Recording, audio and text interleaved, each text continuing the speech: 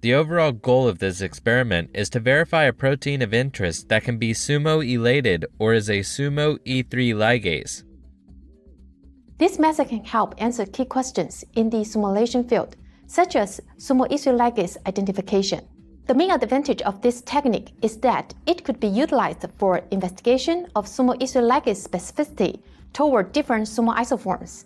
Demonstrating the procedure will be Wan-Shan Yang, a PhD student from my laboratory.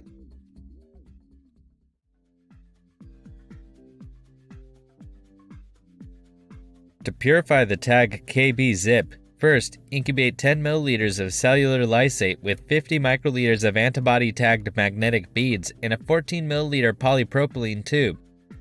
Then, rotate the tube at 50 revolutions per minute at 4 degrees Celsius for 3 hours in a suspension mixer. Once the protein is captured, centrifuge the sample at 800 times G for 30 seconds at 4 degrees Celsius to pellet the beads. Discard all but 1 ml of supernatant to resuspend the beads and transfer the dissolved beads into a 1.5 ml tube. To wash the captured proteins, place the tube with the beads on a magnetic stand.